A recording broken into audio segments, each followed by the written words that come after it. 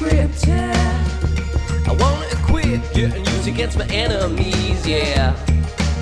You see, I wanted to save you and then learn how to raise you, but I forget you're from the wilderness. Lord, I'm scared. I'm so afraid. Nightmares everywhere. They're in my mind. And he's pursuing me. Taking my sanity. NDE everywhere. Look at me, my 80s big hair. Exactly. That's what they did. What is up, everyone? I'm Rob. I'm Eamon. Monster Fuzz is in the building. How's it going, Eamon? Excited. That's fucking shit. You're a bit cranky now again. Not interested now. He's not interested. I've kind of perhaps discovered why Eamon's cranky lately. He can't have his little drinks. Point, like, what's the point in doing that? Like, We need to give him little drinkies. Ooh, don't have a whiskey at night. It's bad for the mind. The next time I'm up like flying, I'm gonna get a lot of them little small, like little travel size little bottles of whiskey, them, yeah. and I'm just gonna give them to you every so often. Just I'm gonna hide them under the couch. I one day my wish for my wife is to find 4,000 to 5,000 of those in the shed. It's been a very stressful couple of days, and I just can't be arsed no more. It's like, you're gonna live, like we've heard Tim talking about hermits. Do you want to be a hermit? I'd love to move in and just be a hermit. Move out rather, just be a hermit. But sadly, up the Cumshingan Lake. Society has given me responsibilities that it's going to be hard. You're crazy breed. Yeah. I hope you're not lonely without me. Go up and live in that lake up in Cumshingan. I don't think I'll last long Alexander there. I just want to be left alone. Should we try to think about it? Wake up, you're in the cave, look out the cave. Oh, there's a lake. Jump in for a swim. You love swimming. I do. Have a little swim. Get back into the cave. I'd say I'd be eating wild potato root very quickly. Fuck this. She could walk, like, if you really wanted, like, you'd have a walk down to the old petrol station. That'd be a day trip. I think the best thing to do, chicken fillet roll. I think I'm just going to start taking things. Just going to start doing stuff. Well, Mace has a good deli counter. Yeah, that's what I'm saying. You walk down to Mace. Would you be able to would the government send my money out to the cave? Yeah. There is a troglodyte box in the dole. Yeah, there is. There's a like at no fix the board sort of protocol. So I can actually sign on 4 or 5 different addresses. Yeah. That's a different Damon O'Neill. No, there is like on post do a virtual address or something, I think, if you don't have one. Well, what I'm going to do is I'd say I'm going to leave this life behind and I'm just going to start wandering the earth. That's cool. Like David Carradine before he hung himself and wanked to death. Yeah. Which is what happened to him, I believe. Wanked himself to death. Happens to the well, best he technically did. He did that autoerotic us. asphyxiation. So that was in excess as well, wanked himself to death. Excess indeed. Yeah, excess indeed, yeah. He was in excess. He was. And then he was in distress. And then he was no more. In disease. Right then, folks, before we get into this episode, juicy NDE episode. We love an old NDE. We love lads dying. This, I will...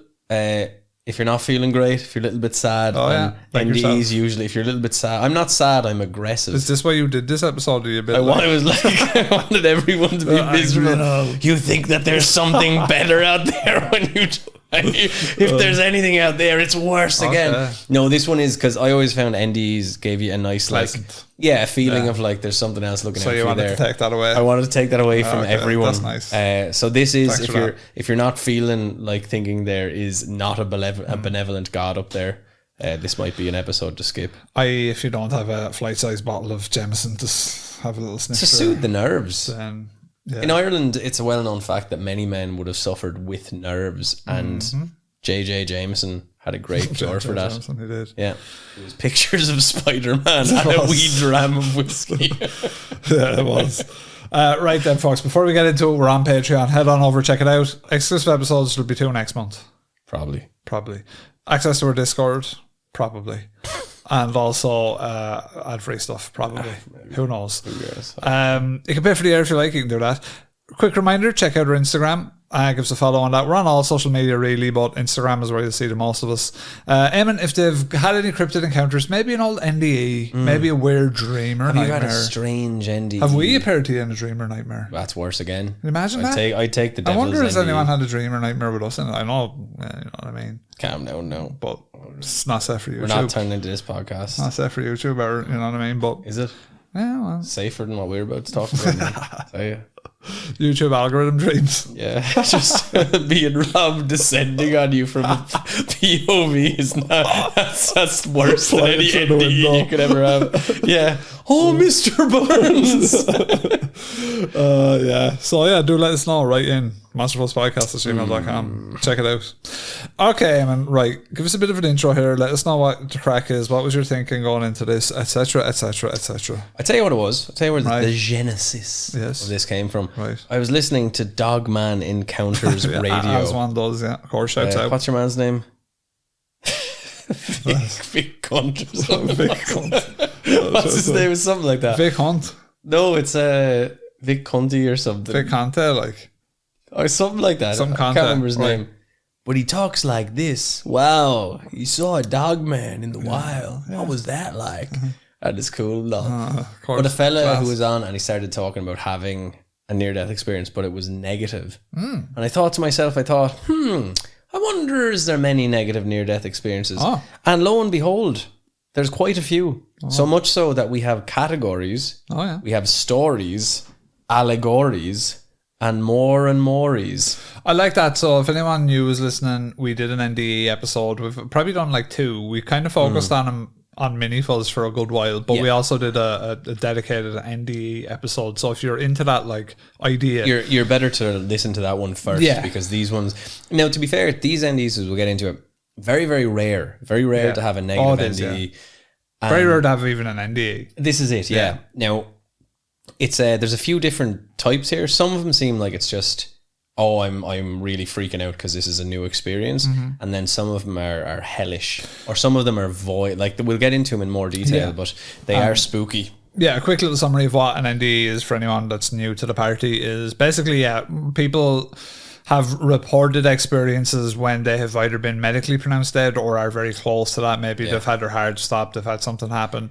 They've experienced the pearly gates, the feelings of comfort. Perhaps they've met loved ones. They've talked to a higher It's power that that they stepping would describe. towards the light. Exactly. Thing. It's where that all Sort of comes like the from, you know? heavenly imagery and stuff like that has all happened. So And your friend Raymond Moody is in this, and my friend Bruce Grayson. Yeah. So we've read their respective books. exactly. Because we are very learned. Oh, we're about very things. genius type of podcasters.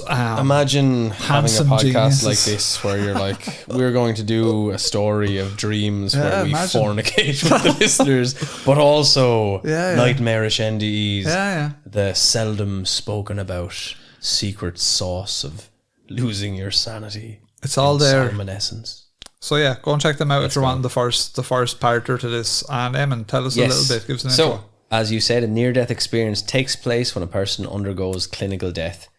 Yet, a transphysical component of that person leaves the physical body, emerges outside of it, and frequently is able to look down upon it. So, this is part of the NDE. We've talked about people who were blind and basically had sight when they left. So, one of it comes into that idea of consciousness, and what some people are saying, I don't have this in the notes, but if you think consciousness as like the foundation of the universe or the foundation of reality, which means it permeates everything, and consciousness isn't something that we necessarily have, but something that we tap into.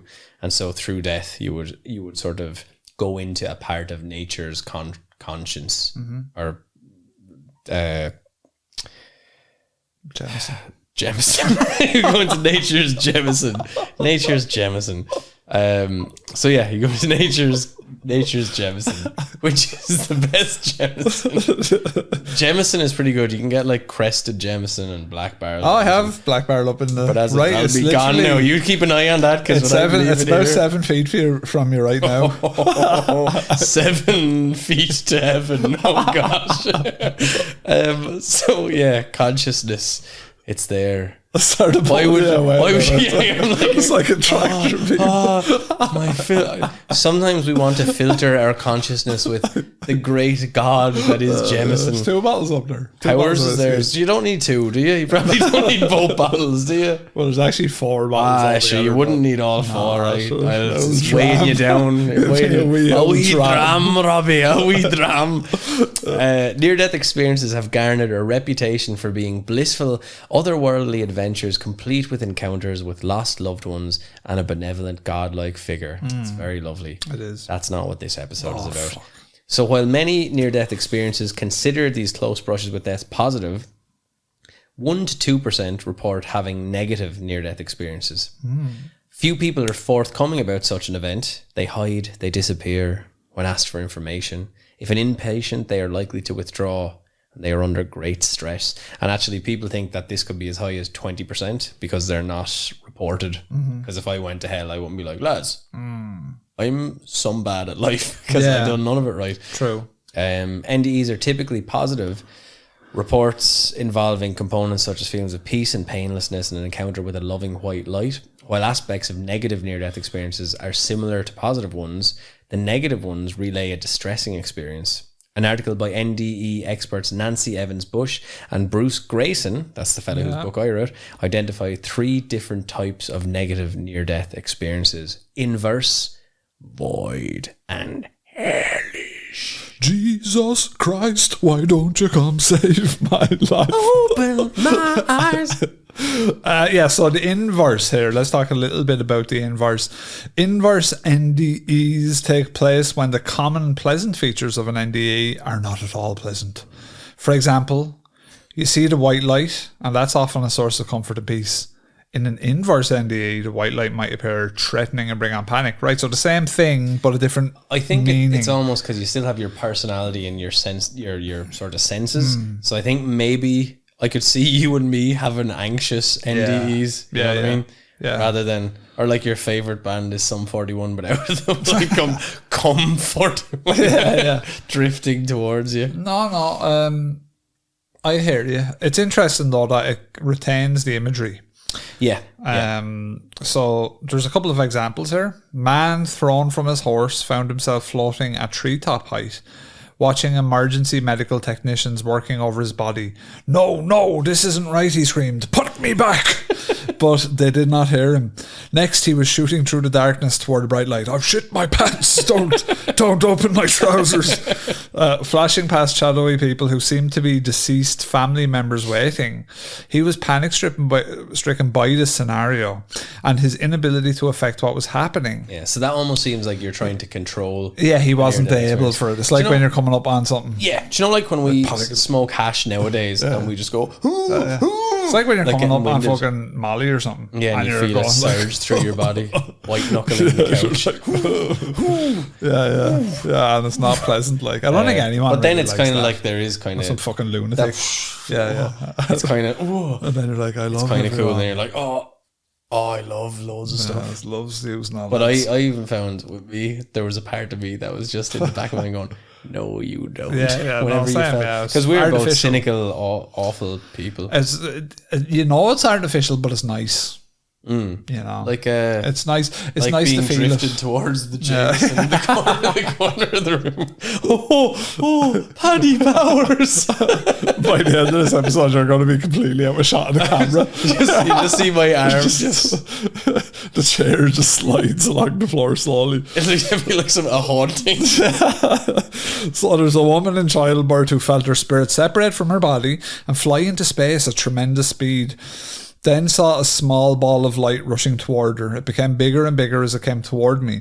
I realised that we were on a collision course. Then it terrified me. I saw the blinding white light come right to me and engulf me. Yeah. And then there's another woman who collapsed from hypothermia and began re-experiencing her entire life. She said, I was filled with such sadness and experienced a great deal of depression. I would too if I had to go through my bollocks again. I'd be like, I thought we were done with this. Put me back. What I do like about this though is, right, I like that it's not all positive, and I like that for a few reasons, Eamon. Reason number one is I'm a dour cunt. No, reason number one is like if everyone is selling it as like this great thing, then you're wondering, is it like not so much a scam, but like are people just wanting to tell you a nice story? Or are they trying to like, gas you up a bit? Or are they trying to make a name for themselves? So when people are saying like, oh no, this was fucking like horrible, then that's interesting. Like how you could interpret that is there's a couple of ways you could say maybe, they were in an anxious state when the NDE, or like when they were near death. That'd be kind of the first thing you think, It's just like their body was in fight or flight. I think when you're in the NDE as well, you're technically dead, but you're like everything's shutting down, right? Or is shut down. So you'd imagine in some cases, like there's the panic that people have when they is retained. Like I think, who was it? Kevin Smith was saying he saw his father die screaming. Like it wasn't this peaceful into your sort of your good night. And I think that really affected him. I was listening to some interview with him. Yeah, but like that's it, because you do have this thing like it's lovely and it's nice and you're like, fucking no, not like this, you know. And it must be a terrifying thing if you're sort of control, and we are quite controlling, and I think that not controlling of people but of our own, like keeping yourself in check, being aware of what's going on. And so we become very aware then when we start to get stressed out, or if you feel body health doesn't bother me. I'm on the Jameson diet. But for you, 4 unopened bottles of Jameson, I could never. Like, I could never. I don't even understand how you could have 4 bottles going at once. Oh my God. I do have a bottle of Waterford. And I won't open it. And I'm really surprised. And actually, now that I remember I had it there, I might open it when I get home later. You're tired of that evil Tom and Jerry meme where he's sneaking around the house. That new movie, Nosferatu, have you creep my shadow creeping around? I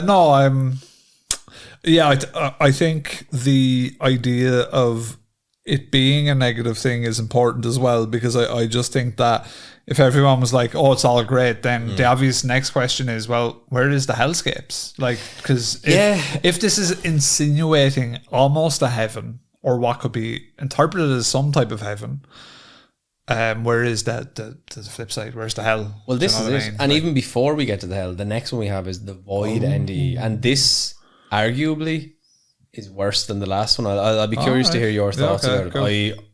I'm not a fan of this. Okay. The void. Let's go. So an NDE of the void is an ontological encounter with a perceived vast emptiness, often a devastating scenario of aloneness, isolation, and sometimes annihilation. Oh. A woman in childbirth found herself abruptly flying over the hospital and into deep, empty space. A group of circular entities informed her that she never existed, that she had been allowed to imagine her life, but it was a joke. And she was not real. Oh. She argued with facts about her life and descriptions of Earth. No, they said, none of that had ever been real. This is all there was. She was left alone in space. Terrifying. Another woman in childbirth. Common theme here. Don't have children. Another woman in childbirth felt herself floating on water, but at a certain point, it was no longer a peaceful feeling. That's horrible. That you'd be like, oh, this is lovely, and then dread descends upon you. You can't swim. Yeah, you can't swim. You're like, oh, this is a nice, and then you remember you can't swim. And you're like, oh, fuck, I'm about to die up in this fins in the horrible. It was no longer a peaceful feeling. It had become pure hell. I had become a light out in the heavens, and I was screaming, but no sound was going forth. It was worse than any nightmare. Yeah. They wouldn't make that sound. Get away from her, you bitch. Get away from her. You bitch. I was spinning around and I realized that this was eternity. This was what forever was going to be. I felt the aloneness, the emptiness of space, the vastness of the universe, except for me, a mere ball of light screaming. It's kind of class. It's kind of class and awful. Like just in the darkness with nothing to do. Roaring. And you can't, like, what would you do with no Xbox? Terrible. A woman who attempted YouTube algorithm delete felt herself sucked into a void. I was being drawn into this dark abyss or tunnel or void. I was not aware of my body as I know it. I was terrified. I felt terror. I had expected nothingness. I had expected the big sleep. I expected oblivion. And I found now that I was going to another plane, and it frightened me. Oh shit, you hear that? Mommy, I'll be a good boy. No, ow, you sadistic bitch. I wanted nothingness. I did. If you don't know, you really shouldn't be listening to this. If you don't know Disturbed, Fighter and Final Fantasy 7, you really shouldn't. You just need to go stop this podcast right now and go and listen to Down with the Sickness by Disturbed, so then come back. Yeah, everything will become clear. That's it. Yeah, and then we'll have some other awkward garbage reference to try and annoy you with the week after. Remember WrestleMania 96, Stone Cold, King of the Ring and all. I wanted nothingness, but this force was pulling me somewhere I didn't want to go, but I never got beyond the fog. You'd write a song about that. Yeah. Beyond the fog I never went, because I did not repent. Yeah, true. I drank my whiskey night and day while my family all went away. God's love is long forgot. Inside the mist I start to rot. Oh, help me now, my Lord and Savior, for my terribly bad behaviour. That's pretty good, yeah. It's pretty good. I'm able to do it at any time, man. Well, we'll be bringing it back soon. As soon as I remember, as soon as I remember to do a poem. A man who was attacked by a hitchhiker felt himself rise out of his body.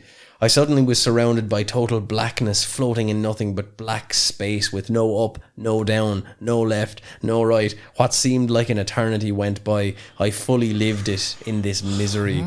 I was only allowed to think and reflect. And he's the lad who got attacked. Yeah, and this is a common theme with even the positive NDEs.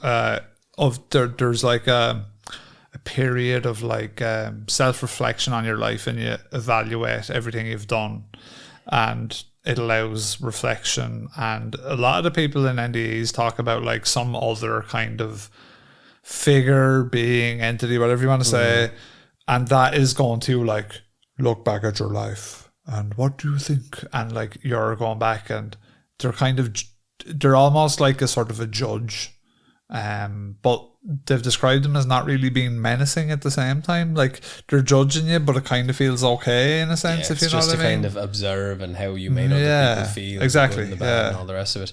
Yeah, like it's trying to like bring insightfulness to you, or you're trying to look into it. And yeah, and some people say it's like that idea introspection. That you are everyone in the universe, and this is how you how you affected yourself and others and all the rest of it. It is a terrifying thing though. And one thing that I do think is like, do you know the way time can slow down if you've altered your consciousness, or speed up, or just if you're enjoying something, it might go faster, blah, blah, blah.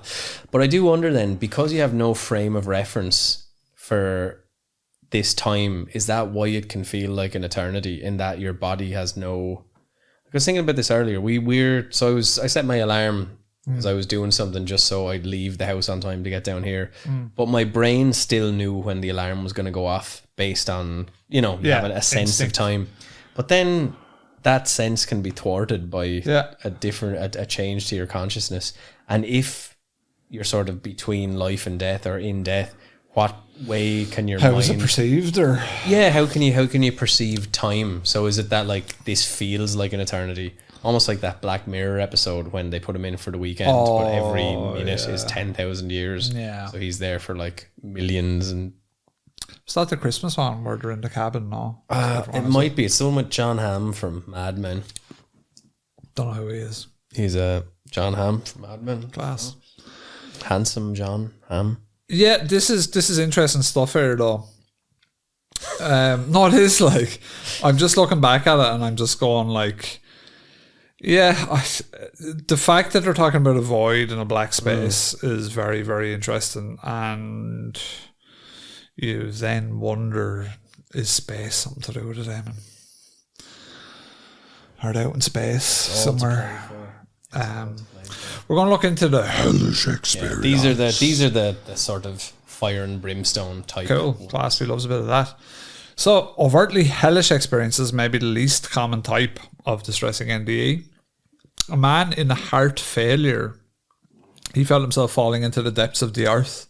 At the bottom was a set of high, rusty gates, which he perceived as the gates of hell. He was panic-stricken. He managed to scramble back up to daylight, though. A woman was being escorted through a frighteningly desolate landscape and saw a group of wandering spirits. They looked lost and in pain, but her guide indicated she was not allowed to help them. An atheistic university professor, would that not just be an atheist? Atheistic, interesting. With an intestinal rupture, experienced being maliciously pinched and torn apart by malevolent beings. That is interesting.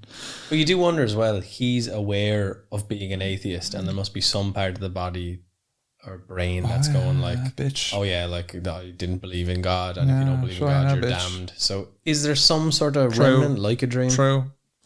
A woman who hemorrhaged from a ruptured fallopian tube, happens to the best of us, reported an NDE involving horrific beings with grey gelatinous appendages grasping and clawing at me. The sounds of their guttural moaning and indescribable stench still remain 41 years later, some 41. There was no benign being of light, no life video, nothing beautiful or pleasant. A woman who attempted YouTube algorithm felt her body sliding downward in a cold, dark, watery environment. When I reached the bottom, it resembled an entrance to a cave with what looked like webs hanging. I heard cries, wails, moans, and the gnashing of teeth. I saw these beings that resembled humans with the shape of a head and body, but they were ugly and grotesque. They were frightening and sounded like they were tormented and in agony. So, like, I'm kind of wondering chicken and egg scenario with this stuff. Is like, part of me is like, was heavenly and hellish imagery depicted from recountings of tales like this at the time? Or are we getting this imagery in our NDEs from what we experience while we're living? So yeah, because we're exposed to a bit of Caravaggio and all. Do you know what I mean? Yeah, you're getting those Michelangelo, Hieronymus Bosch fucking. Yeah, we're exposed to imagery. We all know what like hell looks like roughly. Yeah, and it's hard to know because like, yeah, we can't know for sure.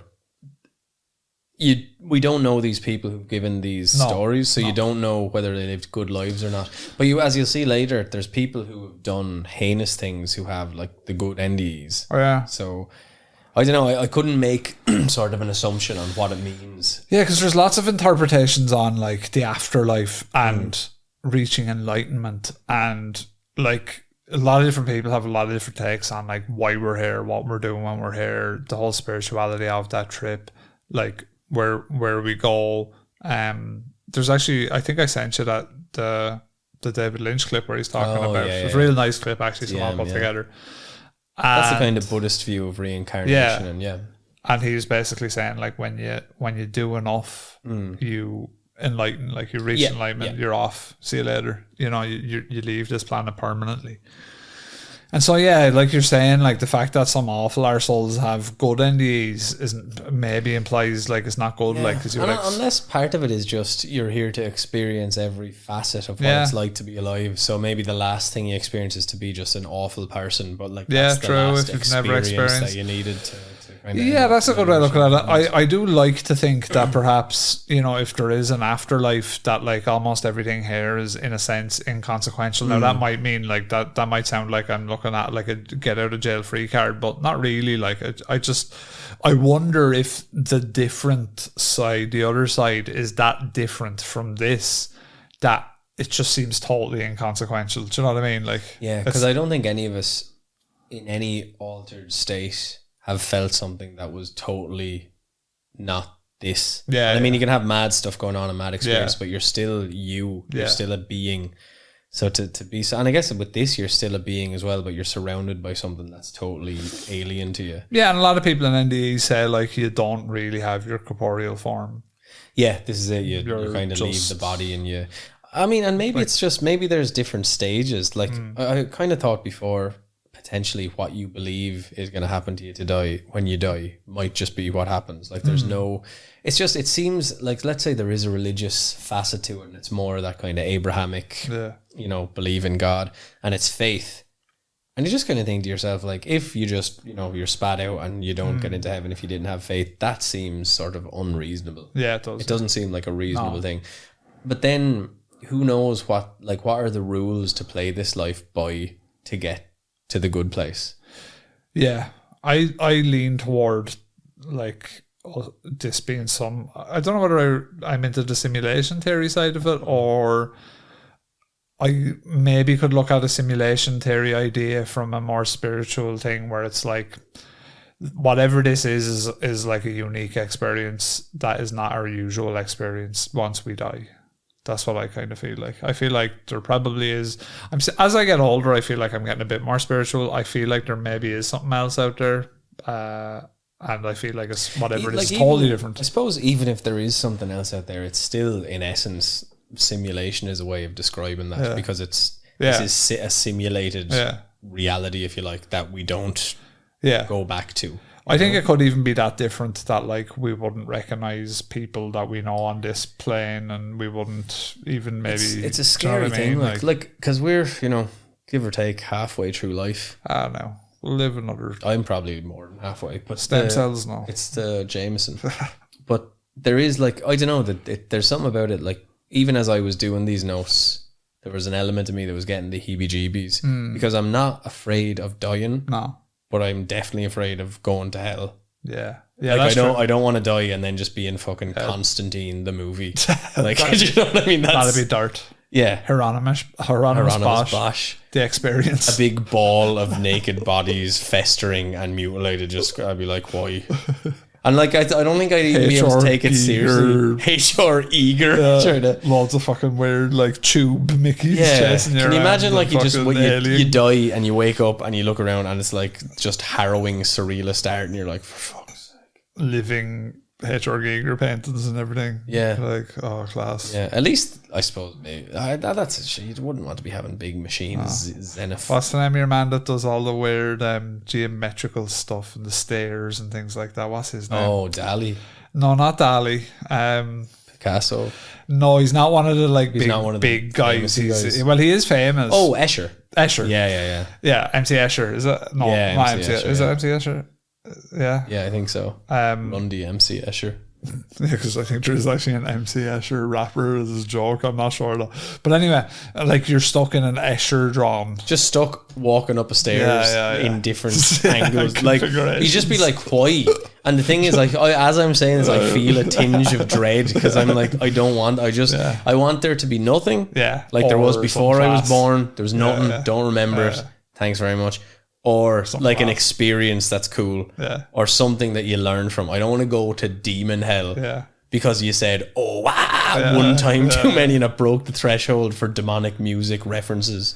I think it's a good low stakes thing to just, if you are sort of like afraid of the fire and brimstone, just to kind of try and give more than you take while you're here. I think as well, and look, I do think that people are sort of, I feel that the whole point of life is how you make other people feel, exactly, and also how you make you feel. Yeah. And so, because you're probably going to be more militant. I think you're further along. You're further along in the harmoniousness than I am. Because I enjoy annoying people as well, like a lot. But that's funny, and that probably makes other people feel good. That's true. What if here's a fucking horrible thought that I just had. What if the likes of your Ted Bundys and all the serial killers, they do these horrible things, but then because true crime is so entertaining for some people, it balances out the badness. And they're like, actually, you got in because they made a load of TV Stop your shows true crime about podcast, assholes. Yeah, you're getting Ted Bundy into heaven. What are you doing? Like, good job. Hi, I'm Ted Bundy here to welcome you to the pearly gates. Like, I hear.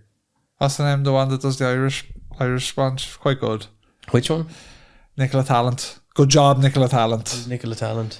I think that's her name. She's the crime world. She does stuff on The Monk and all them lads. Oh, right. Yeah, she does all the Veronica podcasts. Guerin was another one there. She was, yeah. They're all at it. No, she does all she's crime world. Paul something or other does a crime thing as well. I remember a second. Yeah, Rolaka, yeah. Good job, brother. Yeah. You've given them all good They're all going to heaven. You're entertaining. You're using them to entertain people. Everyone's going to heaven. Jeffrey Dahmer. Yeah, people love him. Sure, he was on fucking Netflix and everything.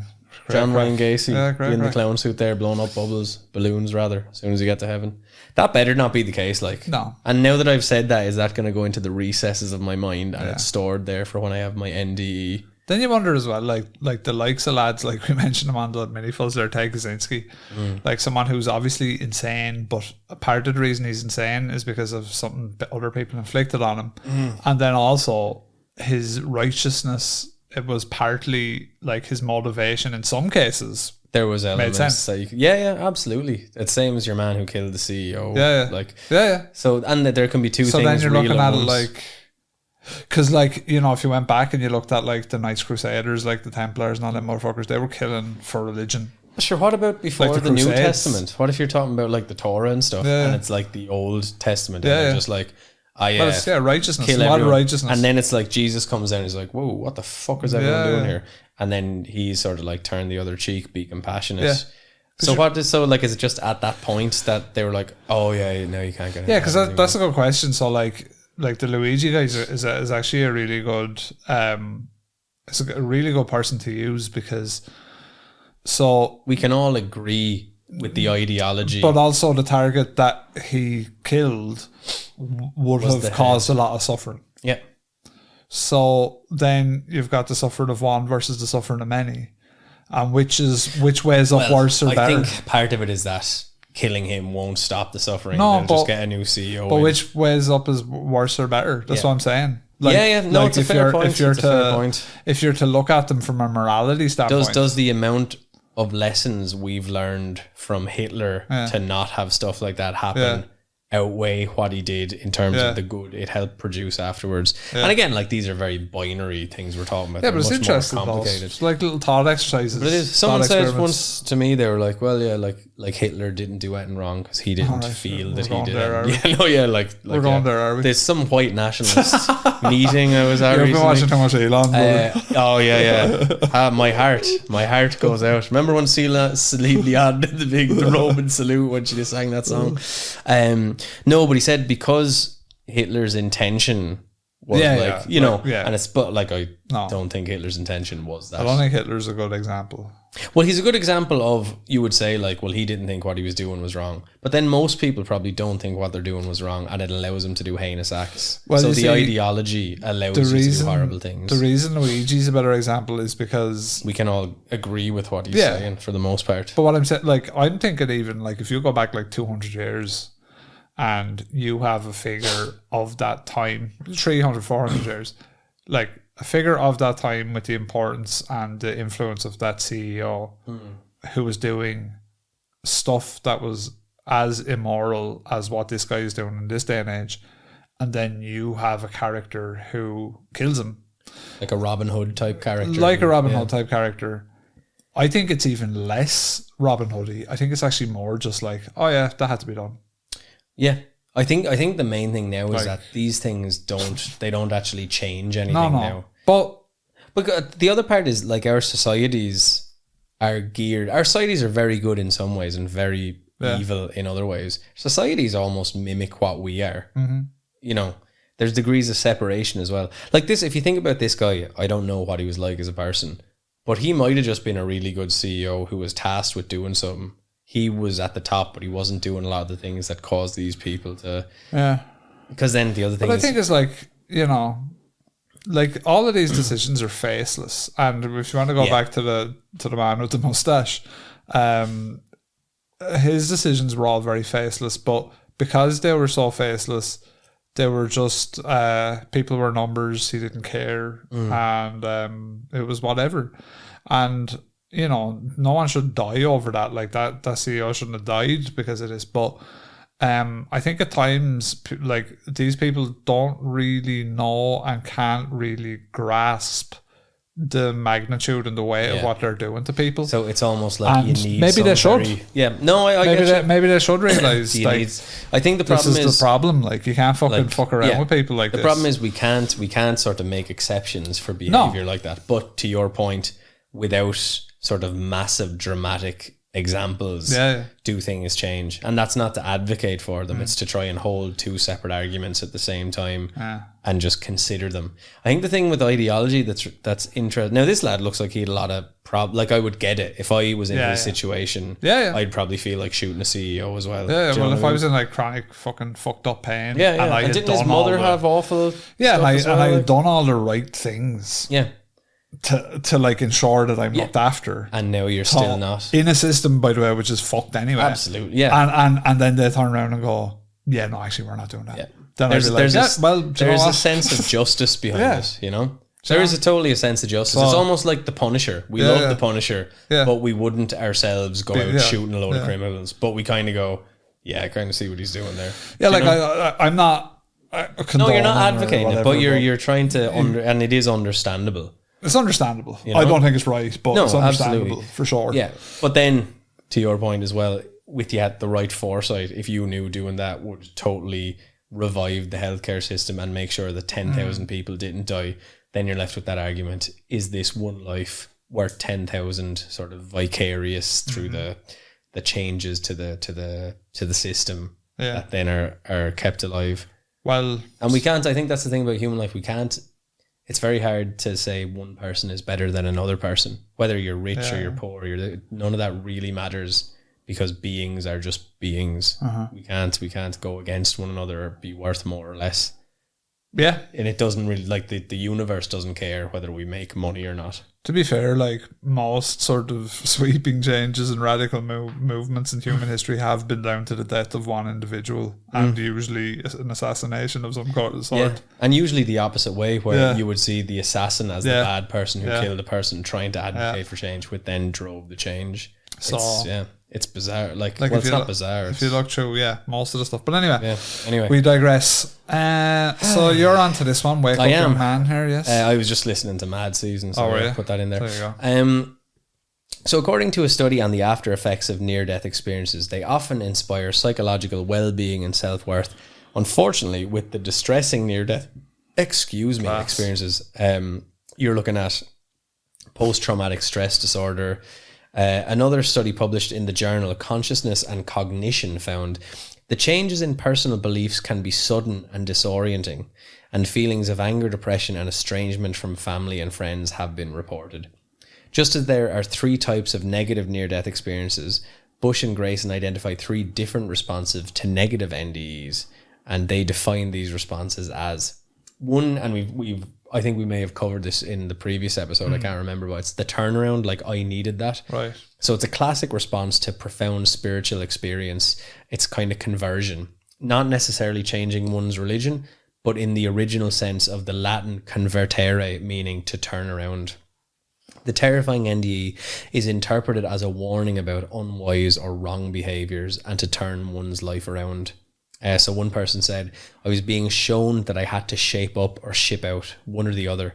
In other words, get your act together. And I did just that.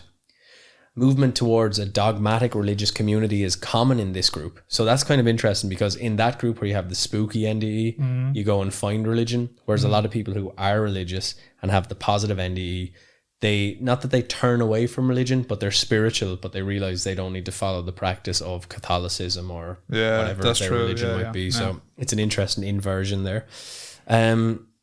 All the people I know who have had negative experiences have become Bible-based Christians.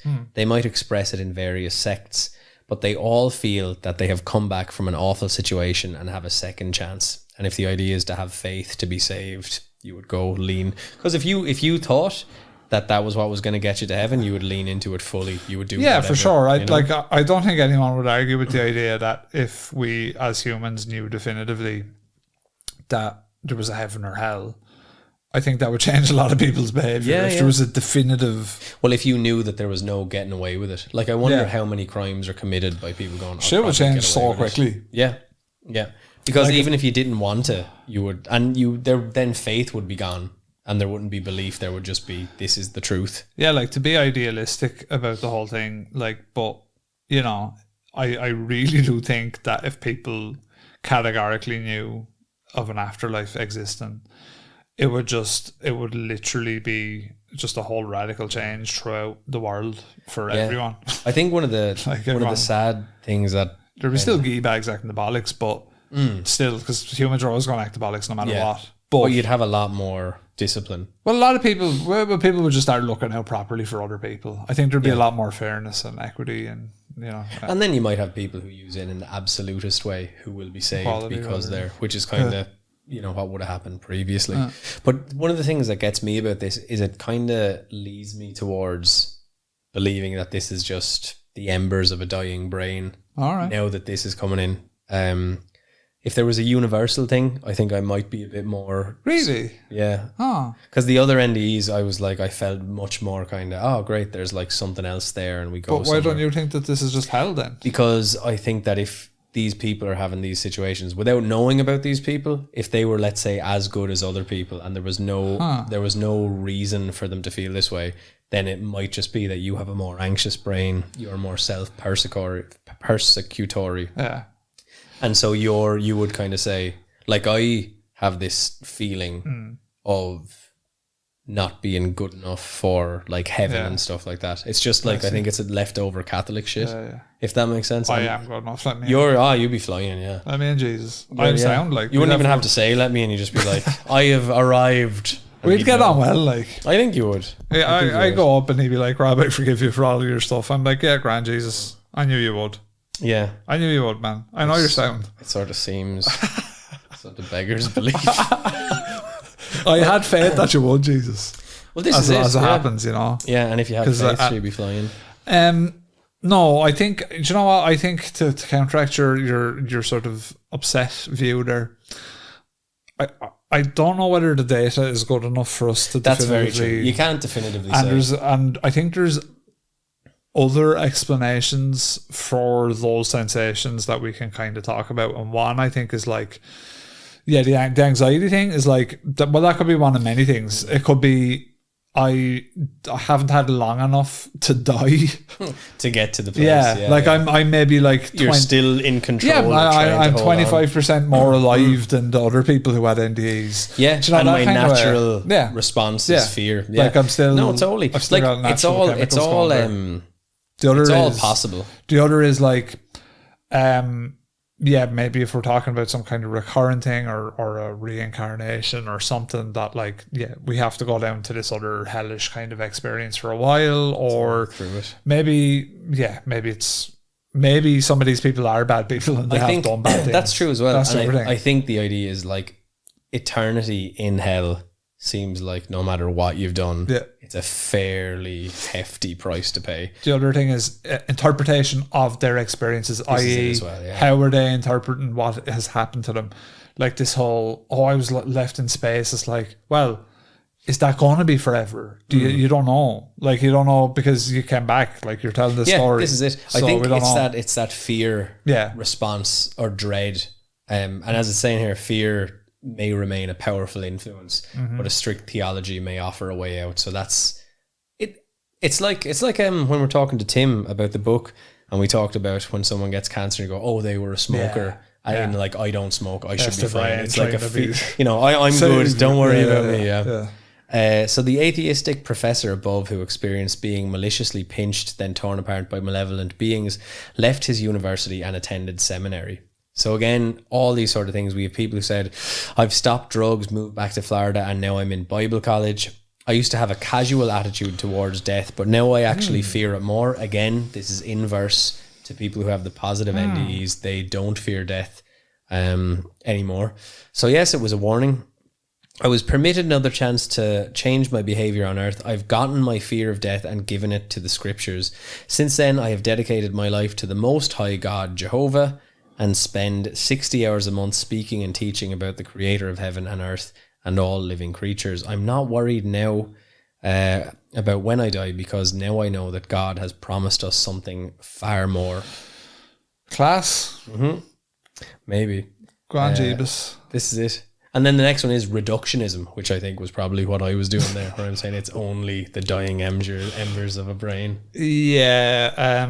As a response to the distressing experience, reductionism has been described as a defense that allows one to repudiate the meaning of an event which does not fit into a safe category, and to treat the event as if it didn't matter.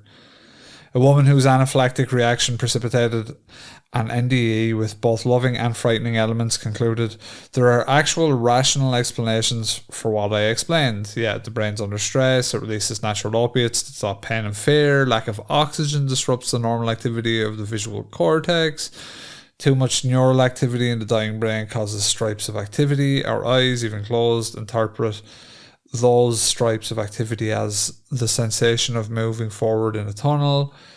There are more brain cells concentrated in the middle of the cortex than on the edges, so as we get closer to death, the brain interprets all those dense cells with their crazy activity as a bright light in the middle of the visual field. It's all very scientific. Take that. Spiritualism. Yeah. Her conclusion is that based on the scientific evidence, the experience had no ontological meaning. Any lingering anxieties will go unaddressed. Now, they will go unaddressed. Yeah. A woman who had a terrifying experience during childbirth likewise dismissed the reality of the experience, Perhaps it was the effect of the ether and not an NDE. A woman attacked by a lion dismissed the memory of her NDE as hallucinatory.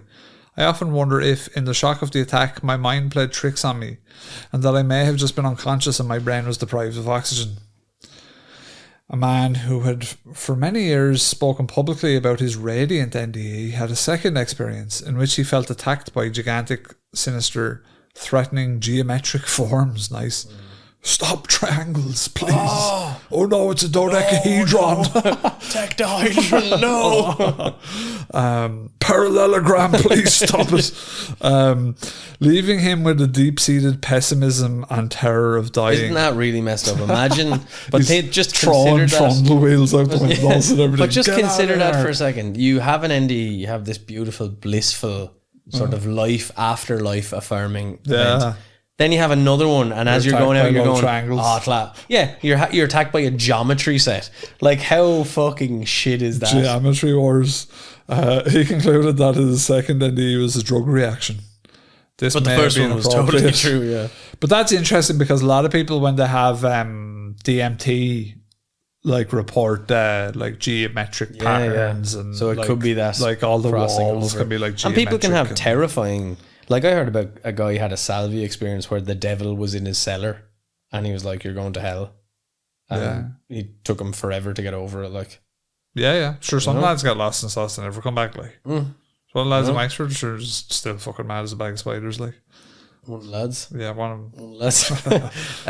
We also have the long haul. It's kind of like, what did I do rather? And this one resonates with me a bit. So other experiences have difficulty comprehending or integrating these terrifying NDEs. These people years later still struggle with the existential implications of the NDE. One person said, I had an experience which has remained with me for 29 years. It has left a horror in my mind and I have never spoken about it until now. And after all these years, the nightmare remains vivid in my mind. For some reason, 31 years later, all the memories are back and vivid.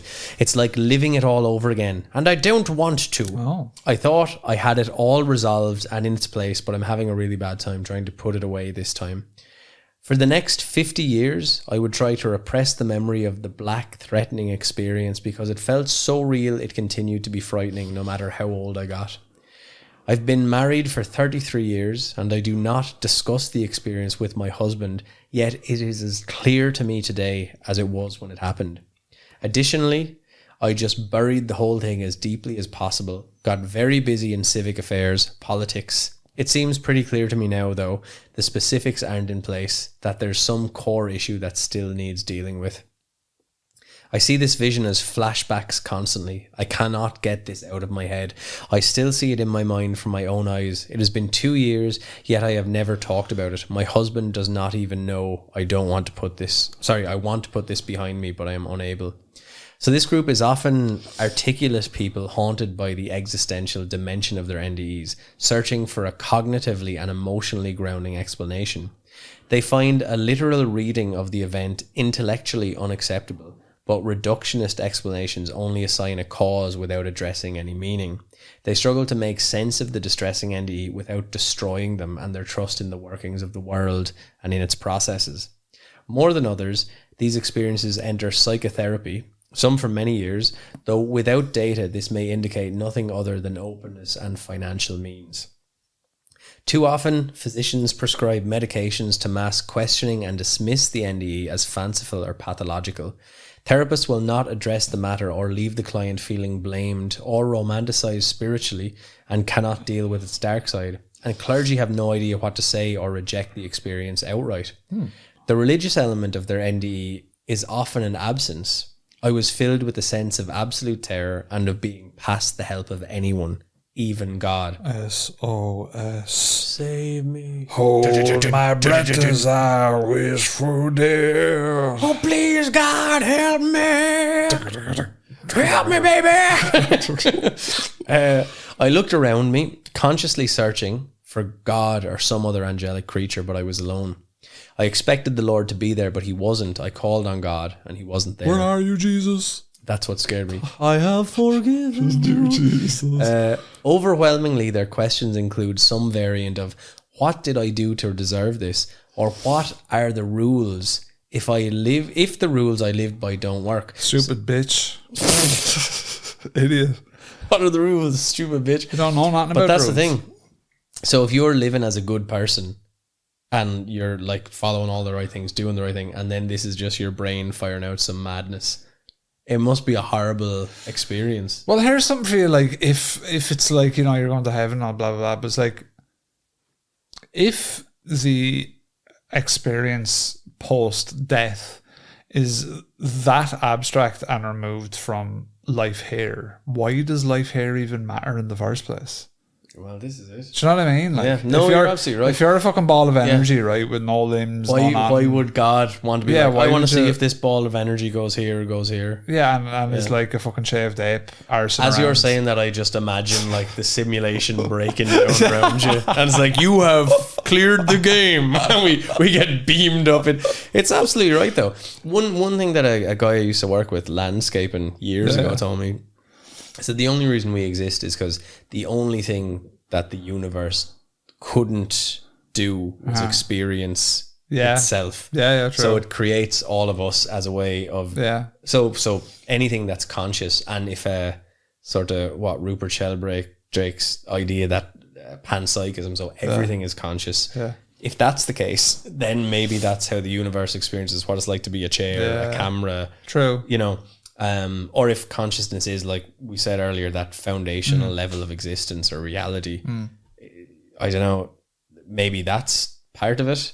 And so then you wonder what the boundaries of consciousness are, because that would link in to a certain extent with it allows people to get woo woo with quantum physics. So like superposition and probability, and quantum entanglement and all this sort of stuff that you can apply to spirituality and stuff like that. I don't know. It's like we're probably unlikely to answer these questions on this episode of Monster Fuss Podcast, but I feel we get closer every week. Well, I suppose we should really try and figure out what Dan Brown thinks about it all. Here's right. This is an interesting thing. So think about synchronicity.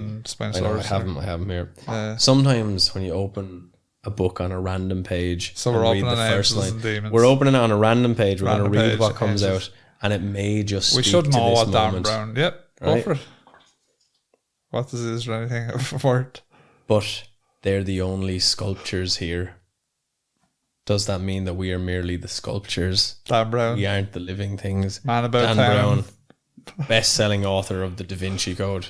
In case you hadn't heard, Rob bought this in bargain books for €5. What a time to be alive! I found that sticker myself there recently, and I was actually really surprised that I bought that second hand, because I was all about Dan Brown. So I was like, "What the fuck?" And this is Poor almost. old bug is yellow as fucking smoking around it as well. Look at that. You were on Smoke the hatchback damage. in those days. Listen to this though, Oh yeah. and this almost could sum you up. A breathless, real-time adventure. It's true. Exciting, fast-paced, true. with an unusually high IQ. That is me. That was you, actually man. used to describe me. That's actually you. So we've got 7 things to consider in this genius episode here. Consider this. Yeah. Distressing NDEs occur under the same range of circumstances and feature most of the same elements as pleasant NDEs. What differs is the emotional tone, which ranges. Well, so yeah, that would imply it's like taking a trip, right? Some people we all Sometimes have, all take the same trip, right? Some of us gonna love it, some of us gonna hate it. Yeah, whatever. Some of us, our minds are going to attack us later in life. Some of us, our minds will be changed positively forever. So in some cases, guilt or despair you'll get. The reports typically lack 2 elements common in pleasant NDEs, which are a positive emotional tone and the loss of the fear of death. Number 2 would be a notorious reluctance to report a distressing NDE, which may lead to long-lasting trauma for individuals, as well as limiting the data on occurrence, i.e. people don't really want to talk about it. 3, the etiology of all such events remains unknown. Despite decades of clinical studies, none so far adequately explains either the cause or function of NDEs. This is it, like, we've done them on episodes, we've talked about it, but to be honest, like, there is more science there than, like, say, a paranormal encounter, but it's still quite abstract. No evidence supports the conventional assumption that good people get pleasant NDEs and bad people have distressing ones, is what you were saying. Yeah. Saints have reported extremely disturbing NDEs, while felons and YouTube algorithm attempters have encountered bliss. This is it, like, so and again, you get back to that other part where it's like those people who were saying, what are the rules to this life? Yeah. I thought I was following, Yeah. I thought I was doing good, and yet I'm left in this, horrific situation. Well, you're living a good life as a fucking shaved chimpanzee, like, but is that what the man, energy ball wants? I see the chimpanzees out there and I go, looks pretty sick. Did you ever see that one riding a frog? I did. Yeah. Yeah. Do you see the one pissing in its own mouth? I did, yeah. That's pretty funny. It's got the times as well. Yeah. Pleasant NDEs tend to convey universal messages of compassion that cross religious and philosophical systems. Distressing NDEs typically have a less focused message, but follow the ancient shamanic pattern of people from Enniscorthy, suffering, death and resurrection, which in less metaphoric terms can be read as an invitation to self-examination, disarrangement of core beliefs and rebuilding. In practical terms, a common interpretation of a distressing NDE is that it is a message to turn one's life around. Turn around. Every now and then I get a little bit lonely and you never come around. Turn around. Can't remember the rest of it now, I'll be honest with you, but the description of any NDE is shaped by an experiencer's pre-existing mental categories and vocabulary. As example, although the archetype of a benevolent guide is common in NDEs, individuals typically identify the presence according to their own cultural vocabulary. We've talked about this before. The cultural flavour equals the cultural experience. But that's not necessarily true either, though. Well, it's the same thing in mental illness when people have periods of psychosis, whatever religious iconography they grew up with can often inform what I'm just thinking, imagine being fucking in religious psychosis in fucking India when you have that motherfucker with all the arms going after you with scimitars. Yeah. That's not Ganesh, is it? I think it is. It might be Ganesh. And the elephant head, and elephant head motherfuckers chasing you around the room and shit. Elephant head. Imagine that. Barbar. At least we just have like lads with beards. Babar. It's like going down to a craft bar, to see God for us. Yeah, like Babar. Yeah. Barbar was pretty cool. Barry I think he's called Babar. I think we've had this. This is Babar. Yeah, because I used to always call him Barbar. So did I. Yeah. Yeah, but I think his name is actually Babar. And it is Babar. Babar. It's absolute madness. I'm just tired of these cartoon elephants. Imagine him chasing you around the room and you having a psychotic fucking... Yeah. He's in India, they love him. I'd imagine so. Yeah. He has a lovely pair of shoes. He's one of the deities. He's like Jeff Hardy's Ingrid. His white and black wrestling shoes. He's one of the Indian lads, look. There he is there now. Babar. King of the elephants. Yeah, I can just see a microphone in front of it. Oh, sorry. There he is. There's Babar. Oh, look at him there. I'd say he's very hot in that suit. Especially in India. Yeah. Imagine being I'd in fucking he's Mumbai more in of an that African suit. elephant, I'd say. He could be. But imagine that. Do you want to say scimitars now? You'd be fucked. I wonder what'll happen to lads who like goon too much. What their hellish NDE will be. Your Mickey's getting ripped off or something. Yeah, just like these spider women. And not in the good way, like not Sydney Sweeney spider women, like actual hairy, 8-legged, 8-eyed freak women with ditties everywhere. Well, any port in the storm for a gooner, like. You don't want to be putting any ditties. Can you imagine like the spider just looking upset and be like, You're not meant to be enjoying this, Jason. Actually, no, a gooner's probably just experiencing geometric shapes. Sexy geometric shapes. Because like lads have been so horny that they'd want to ride a spider. I wonder, like, so just geometric say 20 days off the porn, they're looking at mountains and just. I've never been horny enough to where I want to ride a parallelogram. I've never considered having fornicating with a shape. But yet, two ovals intertwined may resemble sexual being. There's ever someone who's wanked over two there is intertwined. Like that's like anything that you can imagine, someone's tried it. I'd say. Is there anyone that gets horny doing maths? I'd say so. Do you reckon? Like, yeah, I'd say so. Someone must do an algebra. The equation, solve an algebra. The feeling of solving an equation gives them long division, rock hard. Yeah, even short division. Do you reckon? I'd say so. Yeah, I'd say everyone's fucking weird. We're going to find out the name for that, Eamon. You finish off the notes, or I'm going to have to look for lads. The primary that want to effect of ride many mats. NDEs is wanting to ride mats. No, it's a powerful, enduring awareness that the physical world is not the full extent of reality. Because this perception runs so deeply counter to Western materialism, and conversely, because its implications affect some dogmatic theological teachings, the new conviction commonly overturns experiences, personal life, and social relationships abruptly and permanently. Number 7, and the last one. A major challenge for physicians and other scientists dealing with reports of near-death experiences is to manage this intrusion of non-materialist religious and philosophical language and understandings into the hard data of clinical thinking. Curiously, it is at the extremes of religious fundamentalism and material scientism that one finds literalism an issue. For fundamentalists, the accounts are believed to be literally, physically actual. For convinced materialists, they must be dismissed as lunacy because a literal physical actuality is impossible and no alternative concept is acceptable. Oh shoot, you feel that. Raymond Moody, I'll be in the article. isosceles triangle. I'm just googling. I get horny doing that. Hypotenuse. I can't like just type RP. No, I did. But there's people who are sexually aroused by like I saw it on Bravo. I think that's the end of it. Is this another time when the simulation breaks down? I think we've broke it. Anyway, lads, look, this is negative NDEs. What do you think? I'm gonna look to see if I can find people horny for maths now. Can people be aroused by maths? That's math makes me horny on the social anxiety support forum. How autistic is that person? If calculus was a girl, I would tap that shit all night.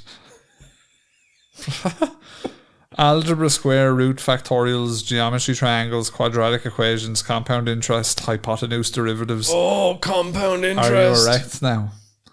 Is there a name for people who are sexually aroused by intellectual stuff? No, that's not the question we're asking. Hang on, I'm nearly there. Is it possibly to be sexually attracted to mathematics? No, that's not the question. Some people get boners from actual shit. We broke the internet. There is no one attracted to I've maths. To find it. I'm opening Quora. It's gone. I found it. Quora Are don't you have enjoying Reddit? Some people get boners from actual shit and can get sexually attracted to many weird things. Sure, you and I can answer a question on Quora. Yeah, Jordan Peterson. That's what we're doing right now. Well, the thing is, if you're really good at maths and you have the copy paper with the little squares as an Ashling copybook, well, I tell you what, Bucko, sometimes you try to get to the square root of what you've done that day and you haven't cleaned your room at all. Screaming. Yeah, I don't know. We broke the internet with that question. What I will say though to our listeners is, if you've had what's your thoughts? As someone with a maths degree, I'm not ashamed to admit that there have been a couple of times where I spent 6 hours solving complex multi-order differential equations. And needed to spend a few minutes in my bedroom afterwards. Yeah, fair enough. I felt like a champion for getting through such a difficult problem, and women weren't on my mind. No shame at all. That said, I was also a 20-year-old boy, and nearly anything could have made me want to spend some alone time in the bathroom. Do you ever have a fine maths teacher or anything? Because that would probably... I don't think it would make you be attracted to numbers. No, it might do if you have fine, because you'd associate sums with a nice arse that a teacher has. I suppose. Yeah. Like an 8 or a 3 or something like that. That's what I'm saying. Yeah. I might try and have a wank over some some long division when I get home or something to see if it's any good. Just give it a go, see.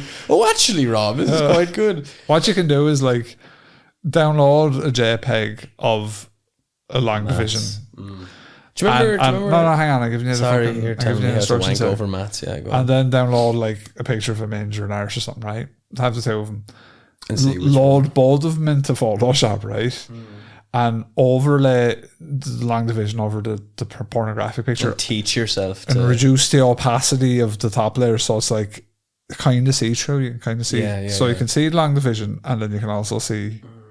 And then it'll sort of, it's like an association thing, and then eventually you'll be mad until I might just have a mug of Bovril and go sleep. I don't think I'm. Well, I know what I'm doing tonight anyway. Matt's wank. Yeah. Gotta get a T-square and wank yourself off with it. Spicy.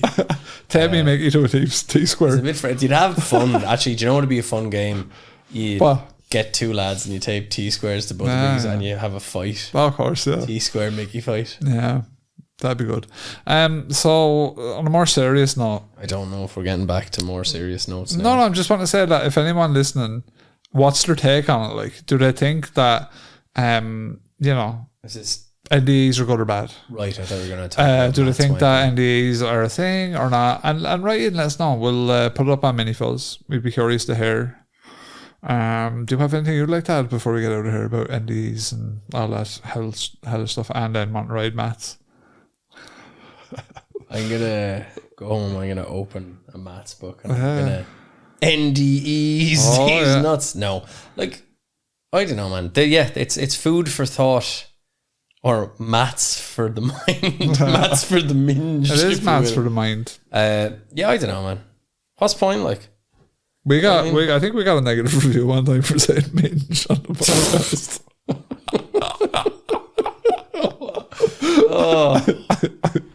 That person should have an NDE. Bad one. Imagine giving out about that. Giving out about something that's saying binge. Yeah, it's funny. Like all the other stuff we say, they're like, that's a bridge too far. Yeah, no. It's usually people that leave bad reviews are people that have been like deeply offended by something we say, and then they try and like mask it by saying like, oh, they're not funny anyway. Yeah, but it's like listen to 400 episodes and then they said minge. But it's like something offended them. Like the minge one you can kind of get like, but yeah, sometimes if it's like, if say we're talking politics or we say something that like people get real shirty and they leave like a review. It's just so fucking sad. Lads, like, we're not pretending to be experts on anything. But it's just sad. Like, it's tragic. Pathetic. It's actually tragic. Pathetic. And it's really, well, listen, I know where you fuckers are going. Fire and brimstone NDE time, bitches. God, and I'm going to be laughing at you. You were doing quite well until you said that to Monsterfuss, who made a free product for you at no charge. And you have to be negative. A negative Nancy. And then in that hellscape, I'm going to be a nude imp chasing you around. I wouldn't even say you'd be an imp, you'd be a tall, strong, big mad yoke. Me Mickey is a ruler and I'm pulling it, laughing, chasing you around the place. No. Me Mickey is a meter stick and I'm chasing you around, pulling it, laughing at you. Then I'm going to bum you at the end of it. I'll be like a for small, eternity, battered albatross on your shoulder. Firing dead fish. Firing just battered fish at you. There you go now, he's fucking Balix's. Yeah, dirt old podcast. Bad old podcast. Where's the Irish competitive scene actually? Any of Jamesons or... No, all good, no. You're calling out a few lads from the Irish. Yeah, for next episode, I should just sit here drinking whiskey and not saying it and just flicking it out and you call out lads from the Irish fighting game scene. Yeah. Right, look, let's get out of here. I've been Rob. I'm Eamon. Monster Fuzz, over and out. Don't die.